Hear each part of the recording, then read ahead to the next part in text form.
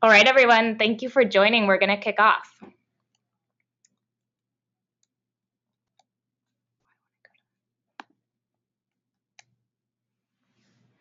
Today, we're going to talk about the benefits that employees really want and dive into some really interesting research that we saw after partnering with Quantum Workplace.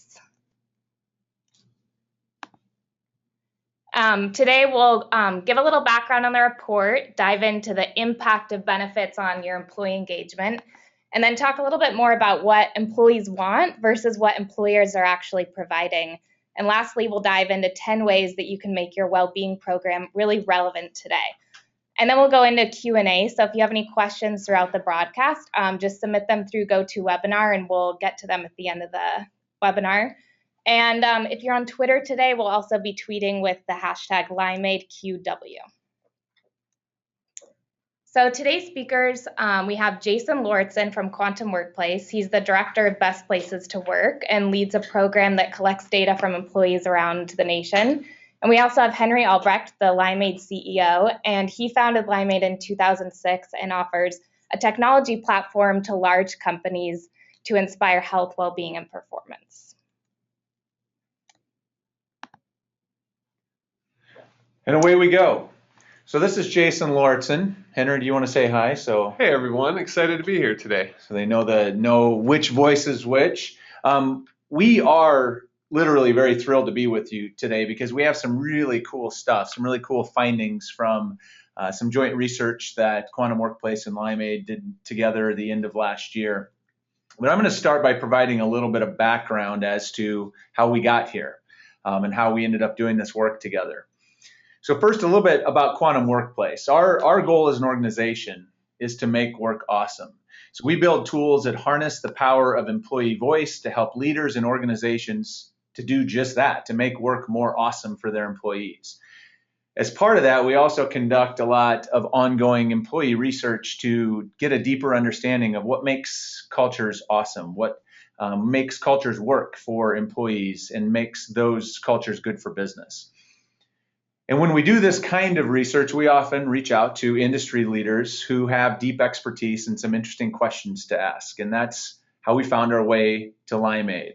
Started with a conversation last fall about our curiosity, sort of joint curiosity about the linkage between the well-being benefits and programs that organizations are providing and how those are directly impacting employee engagement. And so we decided to join together to design and conduct a survey of what ended up being nearly 2,000 employees across the US late last year. So that's how we ended up. We're going to talk a lot about that today. That's why we're here. But one of the other things that Quantum Workplace does is that we are the research partner that powers over 45 Best Places to Work programs across the US.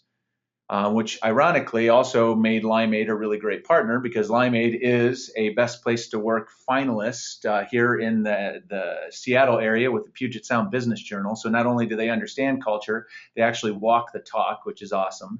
But the employees that participated in this particular survey that we're going to share with you today got the invitation because they opted into our research survey panel after completing a Best Place to Work survey. These survey respondents ended up representing a really wide range of ages and tenure and education level, company size, industry, and geography. And just to kind of set an understanding, because of how we collect data, we use our employee engagement survey as the measuring stick for Best Places to Work, our Best Places to Work programs. And so we're able to sort of any question we ask when we do this kind of research, we can look at it through the filter of employee engagement. So we're going to start, before we dive in, I don't want to make the mistake of assuming that everyone defines employee engagement the same. Anybody in the engagement business has their own sort of definition or model for how they define it, how they measure it.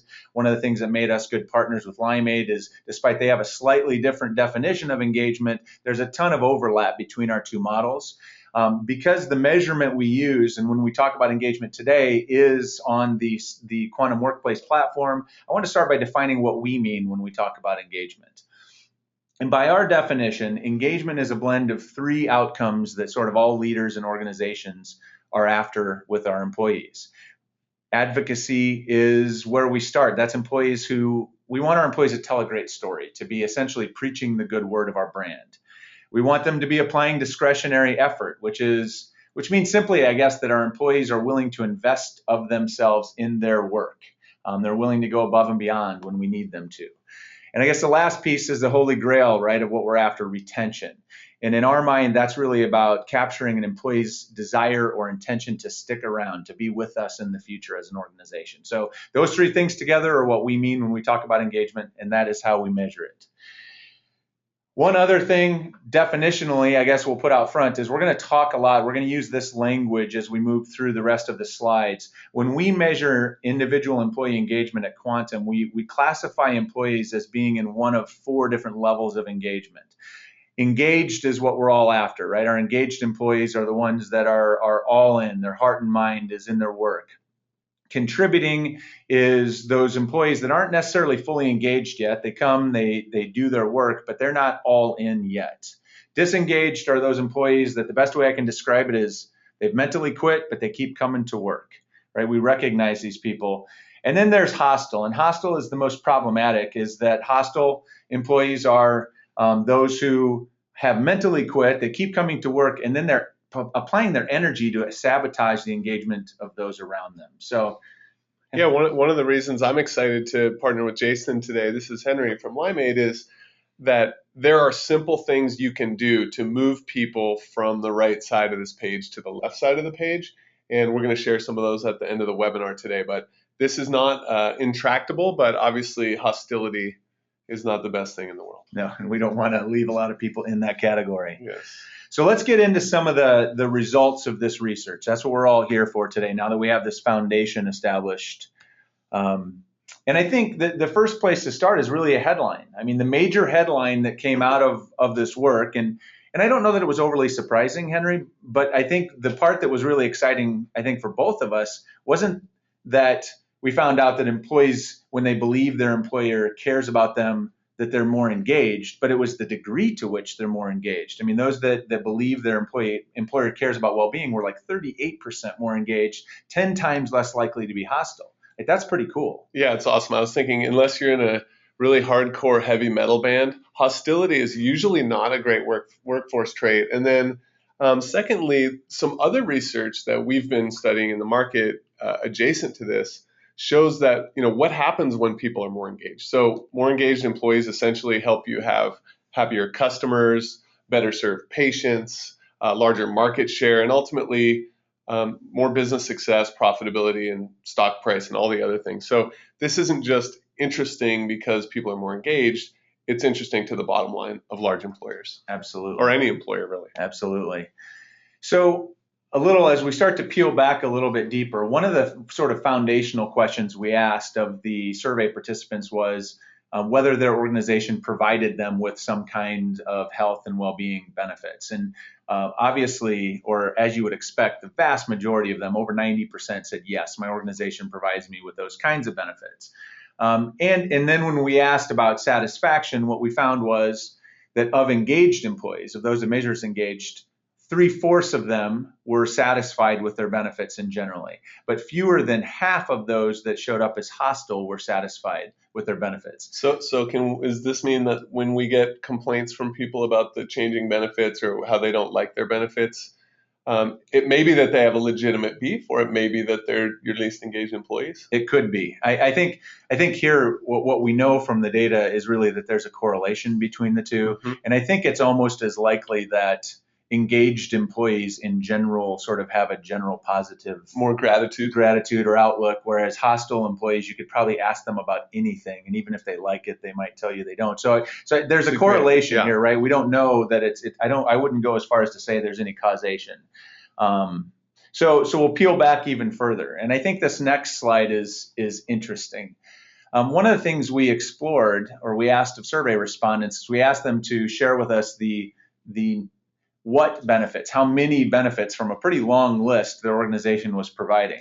And while we found out that a majority of the organizations are offering benefits, we found that, not surprisingly, bigger organizations, and the bigger the organization, the more benefits that were offered. And you can see that on the chart here. And that makes sense, right? Bigger companies have bigger budgets, more employees to satisfy. But I think a lot of times smaller companies or people in general assume that because because bigger companies can offer more benefits, that they have an advantage towards higher engagement. And so we layered in here that the engagement level, which is this blue line, and you see that actually engagement is actually higher with smaller organizations than with larger. Now that is not necessarily a direct correlation to benefits, but we put these two data points together to show that just because you can provide more benefits doesn't mean that you're going to automatically get higher benefits. In fact, with our best places to work research and our other research across millions of employees, we know that small organizations have an actual natural advantage on engagement over larger organizations. So large organizations have to work harder. Engagement is hard to scale. And so I think what we found through not only looking through this lens, but through the overall survey is that the solution to higher engagement in your workplace is almost never found in offering more benefits. So I think that'll be a good news to a lot of folks. We're not telling you to go throw a bunch of money at the problem. Yeah, I think in the health and wellness world as well, there's often the thought, well, we gave people $300 and we got low levels of what I would call compliance activity. Let's give them $400 this year. That may get more people to visit their primary care doc or do some of the key preventive tasks that you have to do, but it won't have a real impact in long-term employee engagement. Absolutely. So it's important to make that distinction if you have a health and wellness lens on, not to think of engagement in the program as the same thing as overall engagement, the way that Jason and we are defining it today. Absolutely. And I think, here's where there's more to the story, certainly. And it's not about just more. We have to peel it back. And the reality is what we found, this is case in point, when you look at this data, is that regardless of what benefits were offered at their organization, so when we sort of set that aside in our data set, when an employee feels that they clearly understand their benefits, they were significantly more likely to be engaged. And this is an underlying truth that we have found through a decade of work with engagement, is that one of the core drivers of engagement is that when employees feel, or one of the core sort of truths about engagement, I should say, is when employees feel uncertain about anything, they disengage. Disengagement or uncertainty kills engagement. So clarity creates engagement, and communication is your tool for creating clarity. And so it applies here. It applies to a lot of things in our workforce. And so I think that the punchline to this first sort of the high level data is that when an organization can bring together the perfect mix of effective communication with the right blend of benefits and programs, that's where the magic is, right? That's where you maximize your investment towards higher engagement and higher performance. Yeah, as in Star Wars, uncertainty and fear lead to hatred, and hatred, as we all know, lead to the dark side. The other thing here is really you can't, I'm going from Star Wars to the Beatles, you can't buy love, but you can share the love. And if there's something organically great that you can communicate about your program, or if there's just a simpler way to tell people about the great things you're already offering, that's going to be by far your highest ROI investment here. It's Absolutely. Not about giving, more and more and more all the time. It's about crisply communicating what you're doing and why. Yeah, absolutely. So as we go further into what we found through the survey, I think some of the really interesting stuff that we played out was when we looked at the contrast between what employees tell us they value most or what they want versus what they said their employees were providing or employers were providing. So we're looking for gaps here. Right. And this is where we share these. There's a whole bunch more of these, by the way, in the white paper and the ebook. I mean, there's a lot of this kind of stuff. We're pulling out some really interesting stuff for today. So let's start with financial well-being. In the area of financial well-being, there were two, I think, interesting gaps. One was that 71% of employees said they would like standard of living raises, only a third of employees perceive that they're being given those today, which is interesting. But I think almost in contrast is that 63% of the employees completing our survey said their employers are offering them an HSA, a health savings account, but only 20% of those employees prefer it as a benefit. What do you think is going on? I think it's interesting. I think there's been so much movement in health benefits towards consumerism and consumer accountability. But what this data is telling us is that is the case, and accountability can be a great thing, but it's being driven from the top down. Right. This isn't an organic groundswell towards more accountability on behalf of employees.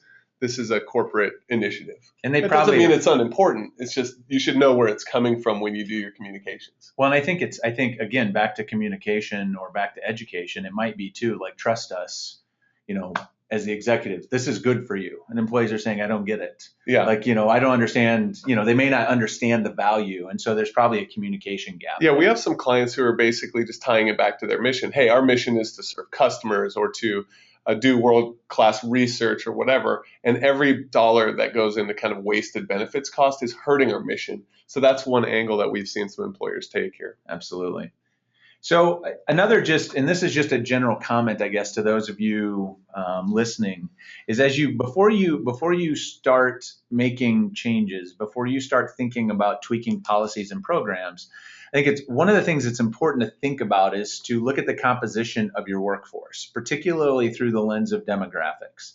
Because, for example, one of the interesting data findings that came out of this was that the youngest employees that participated in the survey were almost 2 times more likely to prefer financial planning than your older employees. And we could have shared a list of these going on for a while, but the point is, think about the composition of your workforce. Think about your demographics and consider what's most important to them.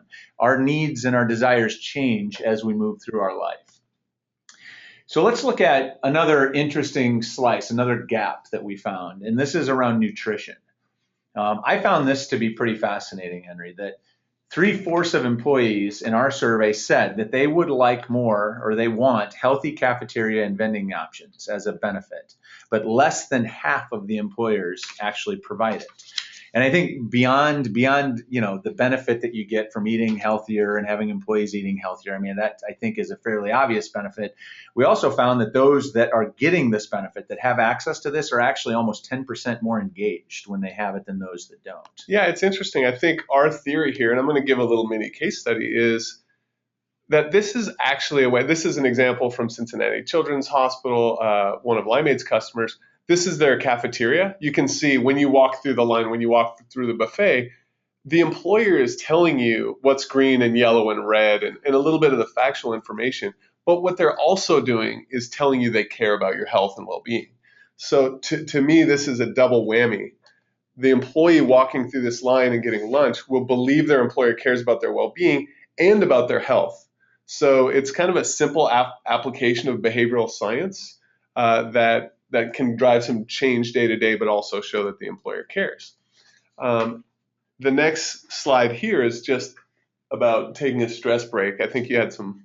Yeah, absolutely. Well, and I mean, I think this is where, when we get into what we call kind of the area of work-life, work-life and some others, we talked about, stress, because we wanted to explore stress because stress is a big deal for people. And we all know and we feel that the pace and intensity in our workplaces is higher than it's ever been. The expectations are higher than they've ever been. We're expecting more productivity from everyone. And what we heard from, or at least we can sort of extrapolate from the data, is that employees are feeling this stress, and I think they want a release valve, but they don't feel like they're getting one, or at least not maybe the ones that they would like. So more than 70% of the employees who responded in our survey said that they want stress relief breaks. And that can be defined as, we define that as things like naps and massages and required breaks where you have to get away from work. But less than 30% of the employees who responded said their employers are providing that to them. And employees working at organizations that provide the kind of benefit we're talking about, these stress relief breaks, were significantly more engaged. So there might be something to it. So we actually broke it apart even further. When we teased out these results and we looked at it kind of sliced by position level or type of position, there were certainly some groups that desired stress breaks more than others. And the group that needed the breaks or desired the breaks the most were the hourly employees. And that may require that you rethink some things, rethink some policies, rethink the way that you allow or empower employees to manage their schedules. And that can have a pretty big impact in particular arenas like healthcare or hospitality. So, I mean, this is a big finding. Yeah, I feel like in the always on workforce that we sometimes have. People are reachable 24/7. It's really not a 40-hour work week world that we live in the US today. It may be that if you're getting extra hours, think of this as just a small reduction in the extra hours they're giving you so that they can be productive. And I think that's just kind of the nature of our work economy. A couple other points here is that having a leadership connection to the rank and file workforce is really important. You can see here executives don't kind of feel the same way that some of these other classes of employees do, probably because executives have a lot more autonomy over their schedule. So I think it's important to remind yourself as an executive what it was like when you were maybe younger in the workforce, making a much lower wage, raising young kids, or whatever your challenges were at that time. Just stay connected. And sometimes staying connected is as simple as, make one of the rewards of your social challenge a lunch with the CEO or the C-suite, and just see the challenges that those employees are going through day to day. You also might find that different groups respond differently to different programs. Your professional or technical staff might have a much higher smartphone usage, or might be more device ready, or things like that for social challenges. So just think differently about how do these people want to be interacted with, and that'll bleed over into your communication strategy as well. I'm going to dig a little bit more into stress, because stress is so closely related to engagement, and I think it's worth a couple slides of extra clarification. So why stress breaks? We just had a couple interesting stats about just giving people, the freedom to take a walking meeting, or the permission to, take care of themselves for an hour of their 50-hour work week. Why is it important? There's really two reasons. First of all, it's about showing you care, and it's about their well-being. Second of all, it's about their peak performance. You want to give people the tools and the permission to do what's right for them, but ultimately, if they do that, they're going to do what's right for the company. And if they get too stressed for too long, what happens? They get unhealthy, they have heart attacks, they quit their jobs, they become detractors of what you're trying to accomplish as a mission of a company. And the way that the science of stress works is that there is a healthy range of stress. In general, stress is not a bad thing for employee engagement or performance, quite frankly. There's a little bit of an element of, stress has evolved for a reason. It got us food, and it helped us make mission critical decisions in our ancient history. So it's not the worst thing as long as you're in a healthy range. And employers actually control a lot more about this range than they think. A lot of companies try to put all the pressure on the employee, manage your stress, and here's some tools to manage stress, but they're not thinking about the way jobs are designed, the way that the physical environment is laid out. Just having realistic expectations and cultural norms and role definitions are a huge part in reducing stress. And we're just talking about what above and beyond that can you do to make sure that people are engaged enough so that they're not kind of below this dotted line, stuck on off, not caring, disengaged, but they're also not cranking so hard for so long that they end up quitting their job or worse. Absolutely. So a couple more quick data points, and then I'm going to let you kind of give people the what should they do. And I think this is important because this is becoming a bigger and bigger issue, I think, from a benefits perspective and from an organization perspective, is flexible hours. And this really falls squarely in the realm of work-life balance. We know work-life balance is a big deal. So here what we're looking at is that when we asked, 3/4 of employees said they want flexible hours, but less than half of employers provide them. And the powerful part here is that the employees that said they have access to that benefit, 18% more engaged when they have flexible schedules, right? That's pretty powerful. And I think the important thing under that is that we didn't ask if they were using it. We didn't ask about utilization. It was just, do you have access to this? And just having access, having it provided, had a positive impact on engagement, which I think is pretty powerful. I think that ties back to the showing you care thing. And actually, this reinforces some of the research Limeade's done over the years about topics like self-leadership and self-care and autonomy also driving engagement as well. Well, and we also, another data point in the same line, 70% of employees said that they want the ability to work remotely, right? They desired that, but only 32% of employers today provide that. So, I mean, this is something that I think is going to be a defining issue for employers as we go forward. And I think it plays out really here. This is crystal. I mean, in my opinion, this is where we get into it. It becomes crystal clear what the stakes are. What you're looking at in this slide is you're looking at a comparison of responses between to two different items. Basically, the blue bars that you're looking at show the percent of employees that responded favorably, that they want more, they want work-life balance benefits. And then the black shows the degree to which they responded favorably to the item, my organization supports my work-life balance. So you're comparing, sort of my desire to the degree I feel supported. And what you see on the screen is that on the left side is the engaged employees, contributing, disengaged, hostile. And the really fascinating thing is the blue. If you look at the blue response, the desire for work-life balance is almost equal across all four categories.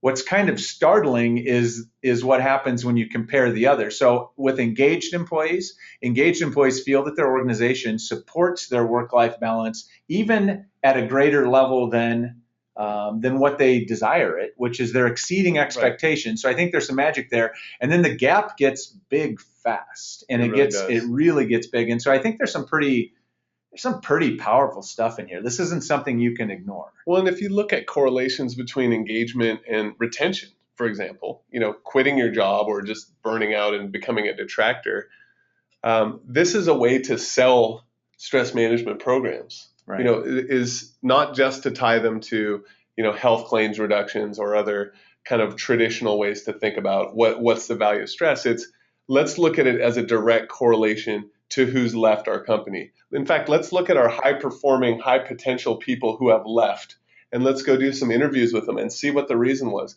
If you're finding that stress is a core part of the reason, then I think the justification is just that much easier. Absolutely. So here's where we transition a little bit to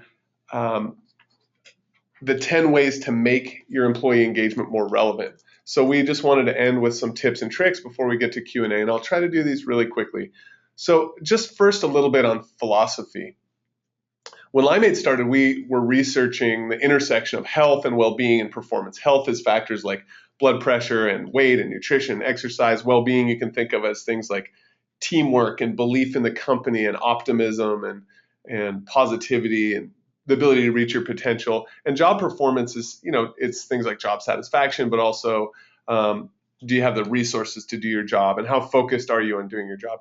But all of this, we found so many intersections between these things that we couldn't really think about them in silos, which is why programs that only look at one or the other of these, and stress is a great example of this. It's obviously all three of these.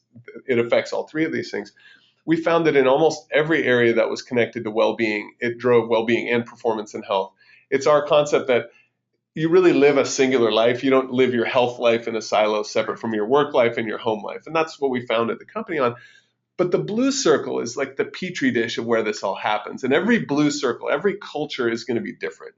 And so we're going to give you some tips that I hope you can think about how these will work in your culture, because every culture is going to be different. So the first one is positioning your C-suite as a well-being champion. So this is actually one of our customers, Cheryl Hoying, the SVP of Patient Services at Cincinnati Children's Hospital, who sponsored the most popular challenge in her company about healthy eating.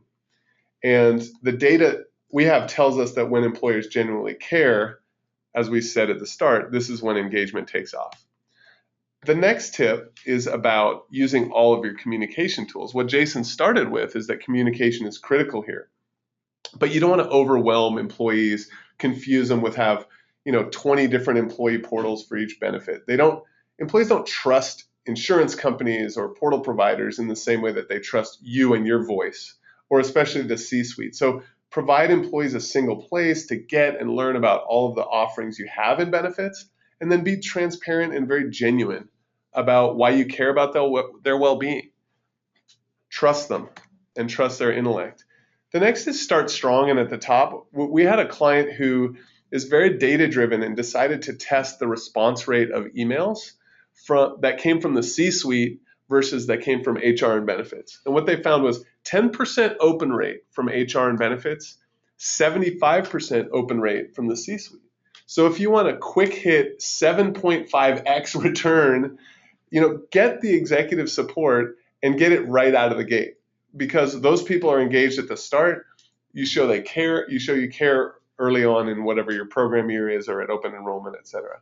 And then also make registration as easy as possible. Get all your single sign-ons and coordination and branding done as well. That's kind of a side tip on that.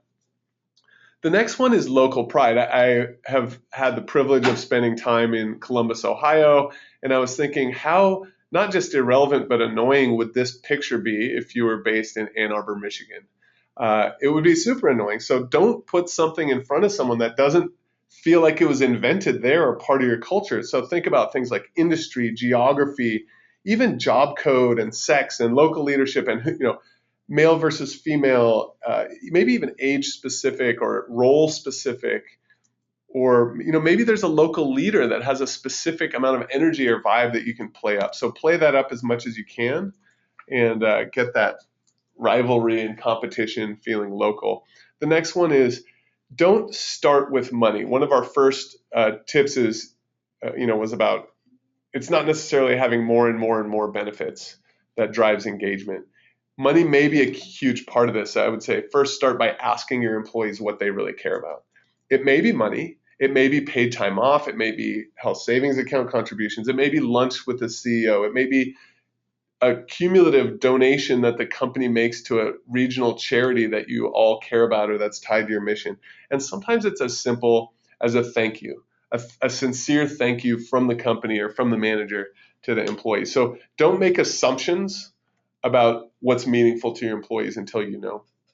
The next is throw out the cookie cutter. We call the cookie cutter, there's the 4 C's of non-engaging HR programs. There's the canned, content-only, cookie cutter, and clinical approaches. So make something that feels socially connected, culturally connected. And if it doesn't look, feel, breathe, not just your vibe, but your business strategy, it will fail. It's your brand. It's your, maybe you have a retail clothing environment where the main goal of every customer interaction is fun and energy.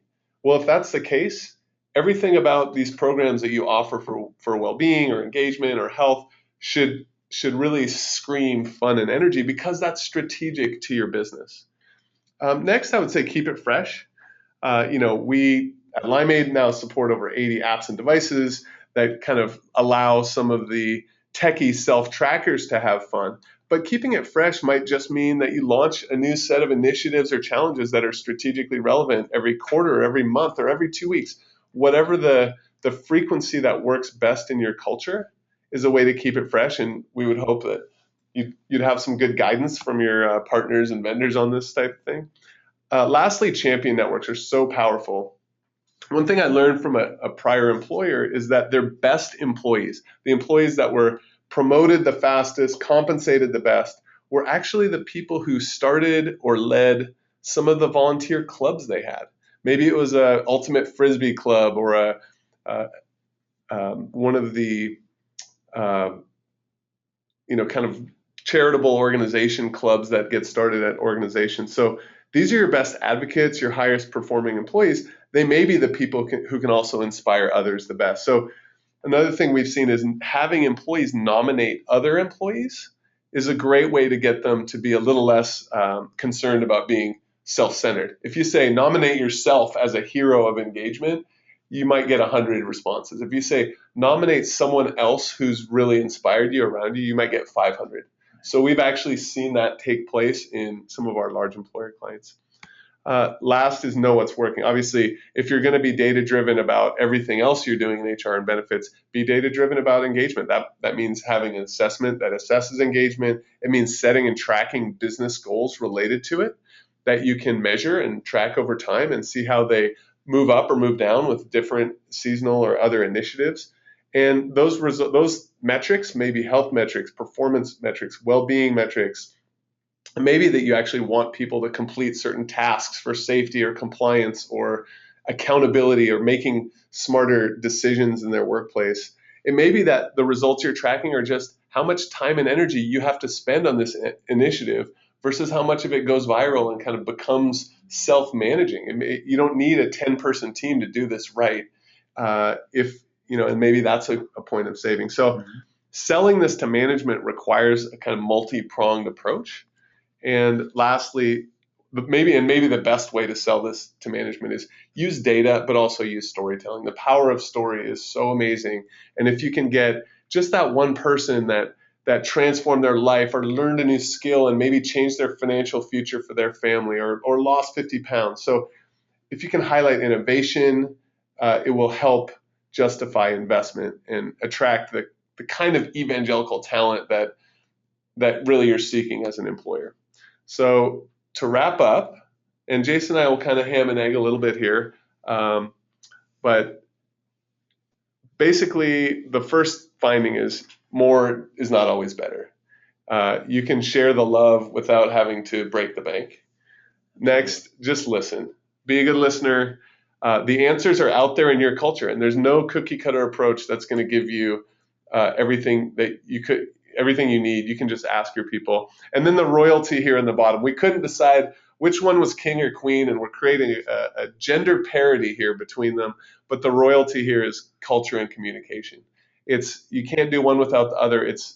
You have to market the great things that your organization is doing. Anything you'd want to add to that or wrap up with, Jason? I just think too, treating this as an ongoing. It's not. I think so many organizations think of it almost as like, well, we're going to do this. We do it once. We do an event, an intervention, and then it gets better. So this is an ongoing thing. Listening, responding, nurturing culture is something that never stops if you're doing this right. That's right. This is not a one and done thing. This is something you monitor, you track, you see what's working, you see what's don't, and you double down on the wins that you get. And even when you're succeeding, that's the time to, I think, listen the most. Like I'm always shocked in our work with Best Places to Work by how many companies, once they achieve a finalist status, aren't interested in looking at the data that their employees shared as part of the survey that got them there. And it's like that's the quickest way to fall back off that list is to not dig in and understand how we got there in the first place. What's working? What do you need to tweak to get better? So it is that staying on that journey constantly, I think, is really critical. I think it's paranoia is actually a perfectly fine trait for managers, right? Let's be aware of and concerned about what could go wrong, and let's put programs in place to solve it. At Limeade, we do a weekly pulse survey to know how happy each department is, what the issues are, what ideas or innovations are coming out of the workforce. And it's a little bit paranoia, but it's also just a way to constantly reinforce what we're about and our values. So I think what we're going to do now is jump into some Q&A, and we will, at the end of this, there's some information here about how to get the ebook. So feel free to copy that URL and download this at your leisure. And we've got some great questions, I think, lined up, so we'll jump into a few of those. So first question is just blocking and tackling. Is there a way to get the data? I hope we just answered that. And you'll be able to, in the email that you'll get as a follow-up, you can also download the ebook. You'll also have the ability to access the slides. And then also you can see there are our contact information is at the bottom of the slide. So if you have a specific question, I think I can speak for Henry. I always love getting someone that has a specific question or that wants to really dive in. So, here's a question, Jason. What are some of the outcomes you can expect with engagement that are non-traditional or non-obvious? We talked a little bit about employee retention. What are some of the other outcomes? Well, I think increasingly that I talked broadly about advocacy, and I think advocacy is something that we've always, for going back a dozen years to when we first started measuring engagement, that we've always felt was important. But in a world where everyone has a microphone through social media, in a world where you can broadcast your feelings anywhere you go, it is. I think it's more important than ever. So I think one of the benefits you get is that if you're maximizing engagement, people tell good stories. You don't have to worry about things like I need a lockdown social media policy, or I need to worry about policing what people are saying, because they love you.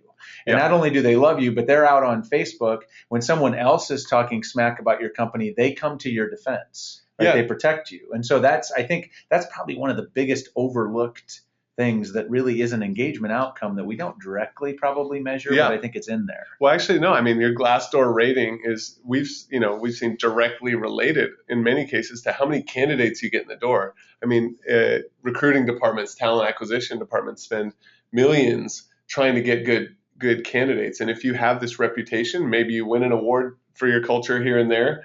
Those are the kinds of things that have a radical impact on the candidate pools that you can see. And that's a pretty measurable outcome. There was another question. It said, one of the participants said that they shared a list of all their benefits with their employees, but that was perceived as arrogant by the employees. Do you have any thoughts about that? I can tell you, so I think it's very careful. So when I spent almost a decade in HR as an HR leader, and one of the things I learned in that time was that there's a difference between, and part of what made me an interesting fit for HR is that I started my career as a sales guy. And so I always understood that there was a very big difference between telling and selling. Yeah. And I think that's usually where we go wrong is like, oh, well, you don't appreciate our benefits. I'm going to come out and smack you in the face with them, as opposed to, I think most of the time it's dripping and it's selling and it's thinking about, it's engaging your marketing people and building a marketing campaign for your benefits, not going out and saying, you ingrates, look at all the things we do for you, right? I mean, and I'm not suggesting that's what's happened here, but I think it's really stepping back and realizing that it's not your employees' fault that they don't know. Yeah, let's not penalize or punish them for that. I totally get it. I think about sometimes if you've ever had an employee who didn't like some element of their compensation. Oftentimes it's not that in general it was a bad compensation change, but they felt surprised. And surprises are bad. So my guess is that maybe that was all presented, but it came a little bit out of the blue potentially. I think your analogy to marketing is great. That's actually how I was trained as a product manager and a marketer. And there's so many analogies between great digital marketing and just marketing and brand building in general and benefits communications. And some of the key takeaways I would take from the marketing world are have a bunch of touch points throughout the year, leverage all of your touch points, your champion networks and others. You think if you're a retailer trying to sell a flat screen TV, you have to do branding. You have to have a good retail experience. You have to have the respect. So HR actually already has to have a brand that they built. They have to have the visible support of their advocate, and an advocate for a flat screen TV, maybe an NFL sports team, but in your company, it's your executive. So if you think like a marketer, think about building an employer brand, then this benefits communications isn't just a one-time a year flyer. It just is a natural outpouring of that brand, and you can tie back to all of the other benefit communications you're doing, or even just HR and benefits communications. I've got one for you that there's a question. We had a whole list. There was a list of 10 things that we said, and if I'm sitting there and I haven't done any of those things, I'm a little overwhelmed. I'm not sure where to start. So this is sort of it's combining two questions. One is, what do you think, number one, is the most powerful, most important thing that you see people doing that sort of causes that gets them started, or the most powerful place to start, number one? And number two, the other question is, what's the most common mistake you see made in regards to well-being programs, or sort of trying to get this off the ground? Okay, those are tough, but I'm going to take them on. So the first thing I would say, I'll go back to the marketing metaphor.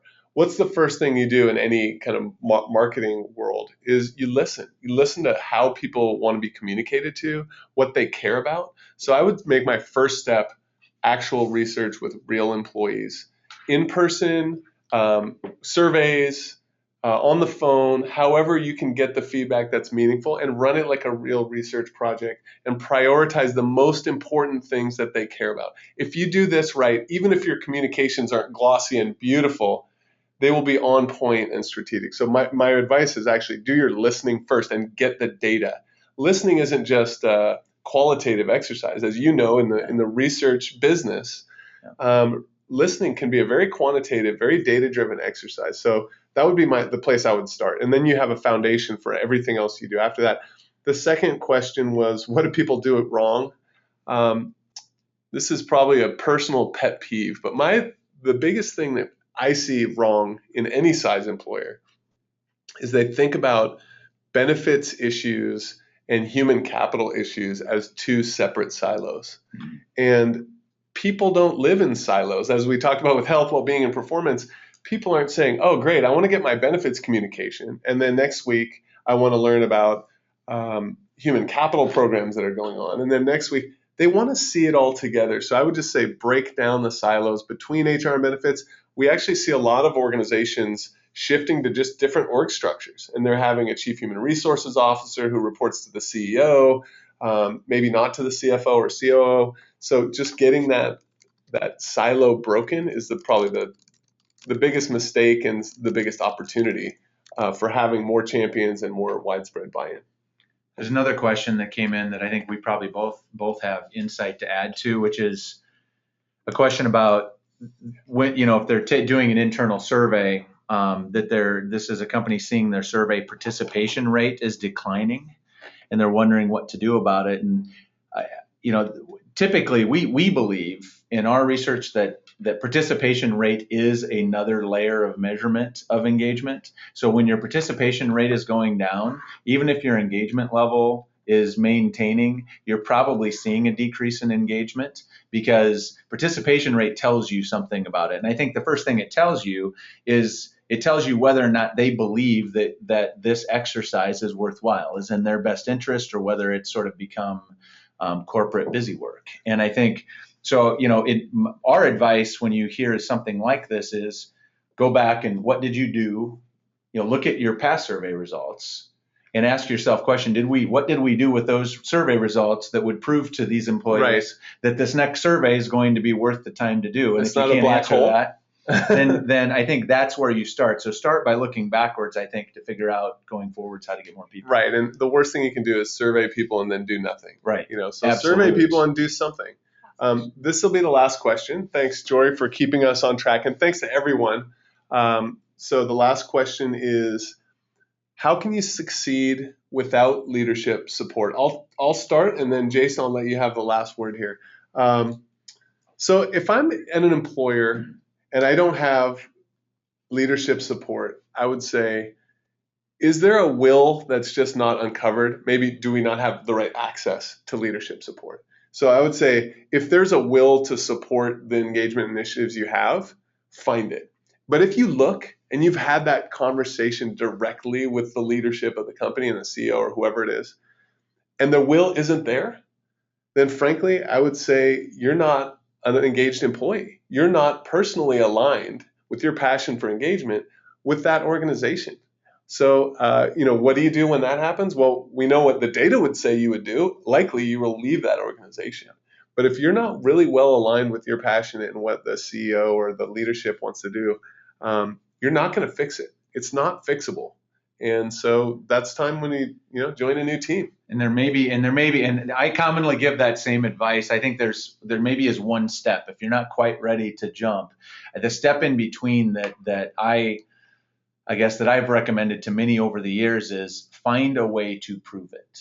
Because executives may not care about well-being, they may not care about benefits, they may not care about any of that. What they do care about is profit. I've never met an executive that doesn't care about profit, about increasing performance. Right. So if you can find a way just to go carve out, try something, prove that it works, demonstrate that it has impact to financial performance, suddenly you will have their attention. That's right. If you can connect it to something they care about, they might start caring about it. But some of them just aren't going to go there. And if that's the case, then find a new job. But short of that, you might be able to convince them by finding what they care about and connecting your efforts to that. Yeah, I was a little quick there, wasn't I? Although I've been in the same job 9 years, so I'm not a quick to leave. But thank you very much. And I think Jory has one last statement about the ebook link. Yeah, thank you so much for attending and for your great questions. Sorry for anyone that's having an error downloading the ebook. You will receive an email this afternoon with a link that will work, as well as all of the slides from today. So we hope to hear from you, and feel free to respond to that email as well, and we can address any one-off questions. But thanks, everyone, and have a great rest of your day. Have a great day. Thank you.